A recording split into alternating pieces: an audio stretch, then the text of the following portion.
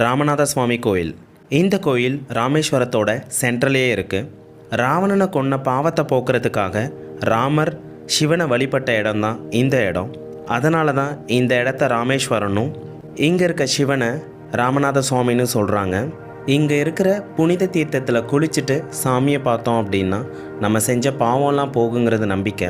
முதல்ல அக்னி தீர்த்தம், இங்கே தான் நம்ம முதல்ல குளிக்கணும். அதுக்கப்புறம் கோயிலுக்குள்ளே இருக்க 22 தீர்த்தத்துலேயும் குளிச்சுட்டு சாமியை பார்க்கணும். நம்ம சீக்கிரமாக இந்த தீர்த்தத்திலலாம் குளிக்கணும் அப்படின்னா கோயிலுக்கு வெளியிலவே ஏஜென்ட்ஸ் இருப்பாங்க. அவங்க மூலயமா போனோம் அப்படின்னா சீக்கிரம் குளிச்சிடலாம். இந்த கோயிலில் ஃபேமஸ் என்னென்னா அம்பாள் சன்னதிக்கு வெளியே இருக்க இந்த பிரகாரம். இதுதான் உலகத்திலேயே மிக நீளமான பிரகாரம்.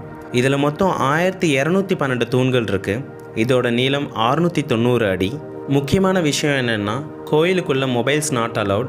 அதனால் நம்ம வெளியவே வச்சுட்டு போகிற மாதிரி இருக்கும்.